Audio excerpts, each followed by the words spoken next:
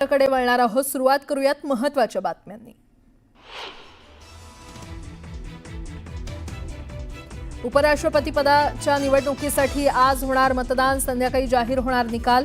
पंतप्रधान मोदी सर्वात प्रथम 10 वाजता करणार मतदान। एनडीएकडून सीपी राधाकृष्णन आणि इंडिया आघाडीच्या सुदर्शन रेड्डी यांच्यात थेट लढत।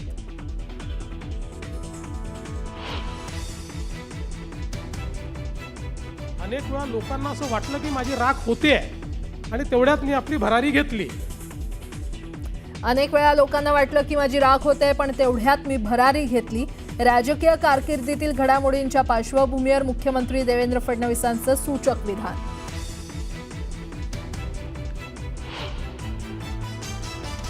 मंत्री शिरसाटांवर रोहित पवारांनी केलेल्या कथित जमीन गैरव्यवहार प्रकरणाच्या आरोपानंतर एसआयटीची स्थापना। रोहित पवारांनी ट्विट करून दिली माहिती।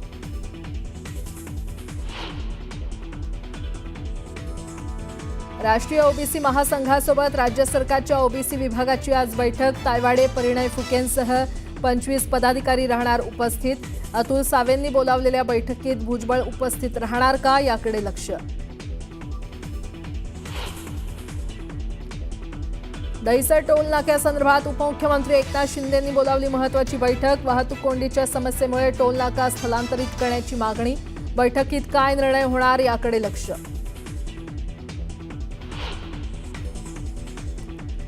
डोंबिवलीतील समर्थ कॉम्प्लेक्स या 7 मजली अनधिकृत इमारतीवर हायकोर्टाच्या आदेशानं होणार कारवाई। परिसरात मोठा पोलीस बंदोबस्त। पुण्यातील आयुष कोमकर हत्या प्रकरण, आंदेकर टोळीचा म्होरक्या बंडू आंदेकरसह 6 जणांना अटक। आंदेकरची मुलगी आणि 2 नातू आणि शूटर अमन पठाणला अटक केल्याची माहिती। गोकुळची आज होणारी सर्वसाधारण सभा वादळी ठरण्याची शक्यता। संचालिका शौमिका महाडिकांचा गंभीर प्रश्न उपस्थित करत व्यासपीठावर न बसण्याचा निर्णय। हिंसक निदर्शनानंतर झुकलं नेपाळ सरकार, सोशल मीडियावरून बंदी हटवली। नेपाळच्या गृहमंत्री रमेश लेखक यांनाही द्यावा लागला होता राजीनामा। आज पंजाब आणि हिमाचल प्रदेशच्या पूरग्रस्त भागाचा दौरा करणार पंतप्रधान मोदी। पूरग्रस्त भागातील लोकांची घेणार भेट।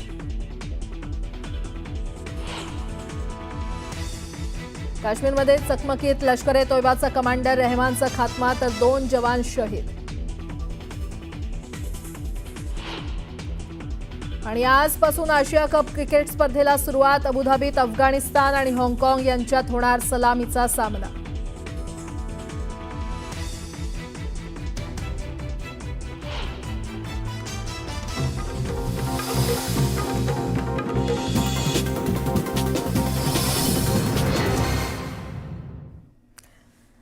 बातमीपत्राच्या सुरुवातीला एक मोठी बातमी। डोंबिवलीमध्ये 65 अनधिकृत इमारतींवर हायकोर्टाच्या आदेशानं कारवाई केली जाणार आहे।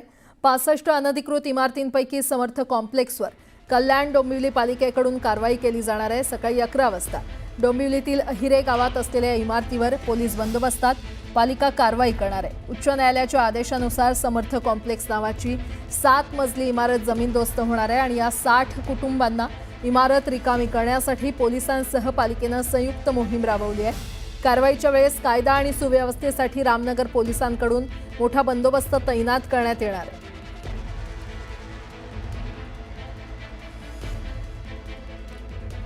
मुंबईतील दहिसर टोल नाका स्थलांतरित करण्यासंदर्भात उपमुख्यमंत्री एकनाथ शिंदेंनी आज महत्त्वाची बैठक बोलावलेली आहे। दहिसर टोल नाक्याजवळ अरुंद रस्ता असल्यामुळे वाहनांच्या लांबच लांब रांगा लागत असून वाहतूक कोंडीसह अन्य समस्या देखील उद्भवत आहेत। हा टोल नाका इथून 2 किलोमीटर लांब सगनई नाका वेस्टर्न हॉटेलजवळ स्थलांतरित करण्याची मागणी परिवहन मंत्री प्रताप सरनाईक यांनी शासनाकडे केली होती आणि याच पार्श्वभूमीवर ही बैठक उपमुख्यमंत्र्यांनी बोलावली असून या बैठकीला परिवहन मंत्री प्रताप सरनाईक हे देखील उपस्थित राहणार आहेत।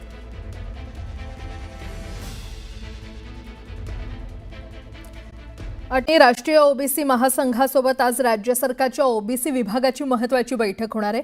दुपारी 4:30 वाजता सह्याद्री अतिथीगृहावर ही बैठक होणार आहे। डॉक्टर बबनराव तायवाडे, परिणय फुके यांच्यासह 25 पदाधिकारी उपस्थित राहणार आहेत। मंत्री अतुल सावे यांच्याकडून या बैठकीचं आयोजन करण्यात आलेलं आहे। मराठा समाजासाठी काढलेल्या जीआरमुळे ओबीसी नेते नाराज आहेत आणि त्यामुळे या बैठकीत चर्चा करण्यात येणार आहे। अशातच मंत्री आणि ओबीसी नेते छगन भुजबळ उपस्थित राहणार का, याकडे सगळ्यांचं लक्ष लागलंय।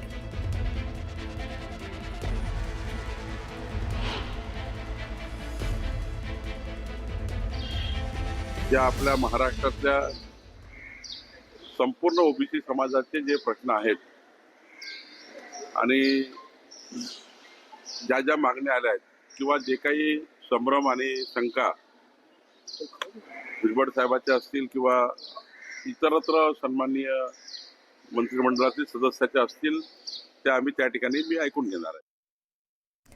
बातमीपत्रामध्ये आता पाहणार आहोत सुपरफास्ट 100 बातम्या। सुरुवात करूयात। ठाणे आणि शिवसेना हे समीकरण गेल्या 29 वर्षांपासून घट्ट आहे आणि 3 वर्षांपूर्वी राज्यात सत्तांतरानंतर शिवसेना 2 गटात विभागली गेली। आता शिंदे सेनेची आगामी ठाणे महापालिका निवडणुकीत कसोटी लागणार आहे। उपमुख्यमंत्री एकनाथ शिंदे यांचा ठाणे बालेकिल्ला मानला जातो आणि त्यामुळे बालेकिल्ला ताब्यात ठेवण्यासाठी जो उमेदवार 100% निवडून येईल त्यालाच तिकीट दिलं जाणार असल्याची माहिती शिंदे सेनेतील सूत्रांनी दिली आहे। गोकुळच्या संचालिका शौमिका महाडिक यांनी काही गंभीर प्रश्न उपस्थित करत व्यासपीठावर न बसण्याचा निर्णय घेतल्यामुळे गोकुळच्या आज होणाऱ्या सर्वसाधारण सभेकडे सगळ्यांचं लक्ष लागलंय। ही सभा दुपारी 1 वाजता पंचतारांकित औद्योगिक वसाहतीमधील पशुखाद्य कारखान्यात होणार आहे। मराठा आणि ओबीसीच्या उपसमितीची बैठक होणार आहे। ओबीसी उपसमिती स्थापन झाल्यानंतर ओबीसी उपसमितीची ही पहिलीच बैठक होणार आहे। राज्य मंत्रिमंडळाच्या बैठकीच्या आधी ही बैठक होण्याची शक्यता आहे। GR मधील शब्दरचना ओबीसींसाठी अडचणीची ठरल्यास ओबीसी समाजही हक्कासाठी रस्त्यावर उतरणार आहे। ओबीसी नेते छगन भुजबळ यांनी हा इशारा दिला। सरकारनं काढलेल्या GR विरोधात विविध ओबीसी संघटनांची मुंबईत बैठक झाली आहे। ओबीसी आरक्षणासाठी रस्त्यावरची आणि न्यायालयीन लढाई लढणार असल्याचा निर्धार वडेट्टीवारांनी केला। आरक्षण दिलं नाही तर नेत्यांना महाराष्ट्रात फिरू देणार नसल्याचं वक्तव्य जरांगे यांनी केलंय। जितका अपमान करतील तितक्या ताकदीनं लढणार असल्याचा इशारा त्यांनी नारायणगडावरून दिला। नोंदणीच्या आधारे प्रमाणपत्र देण्यास सुरुवात करण्याची मागणी जरांगे यांनी केलेली आहे। सरकारनं कुठलाही बदल करू नये असं जरांगेंनी म्हटलंय। तर योग्य नोंदी मिळाल्यावरच दाखले मिळणार आणि अधिकाऱ्यांवर दबाव टाकणं योग्य नसल्याचं म्हणत बावनकुळे यांनी जरांगेंना प्रत्युत्तर दिलं। पदवीधर मतदारसंघ भाजपनं घ्यावा आणि शिक्षक मतदारसंघ शिवसेनेला सोडावा असं म्हणत शहाजीबाबू पाटलांनी भाजपला थेट ऑफर दिली आहे। यानंतर भाजपच्या भूमिकेकडे सगळ्यांचं लक्ष लागलं। वर्ध्यात ओबीसी एकीकरण समितीच्या वतीनं छत्रपती शिवाजी महाराज चौकात धरणे आंदोलन करण्यात आलं। मराठा समाजाला ओबीसी मधून आरक्षण देऊ नये अशी मागणी यावेळी करण्यात आली। बुलढाण्याच्या खामगावात उपविभागीय कार्यालयासमोर ओबीसी समाजानं आंदोलन केलं। मराठा समाजाला ओबीसीमध्ये समावेश न करण्याची मागणी आंदोलकांनी केली आहे। ओबीसीतून आरक्षण दिल्यास तीव्र आंदोलन करण्याचा इशारा देण्यात आला। मराठा समाजाला ओबीसीमधून आरक्षणाचा शासन आदेश निघाल्यावर ओबीसी समाजात अस्वस्थता पसरलेली आहे। याच पार्श्वभूमीवर नांदेडमध्ये ओबीसी समाजाची महत्त्वाची बैठक पार पडली। ओबीसी हक्क परिषदेत अनेक स्थानिक नेते उपस्थित होते। मराठवाडा मुक्तीदिनी पालकमंत्र्यांना घेराव घालण्याचा निर्णय देखील घेण्यात आला। राज्य सरकारनं मराठ्यांना अत्यंत सुलभ पद्धतीनं कुणबी प्रमाणपत्र मिळावं यासाठी काढलेल्या GRमुळे ओबीसी समाज संतप्त झालाय। सिंदखेड राजा इथे तहसील कार्यालयावर समता परिषदेच्या कार्यकर्त्यांकडून GR विरोधात आंदोलन करण्यात आलं।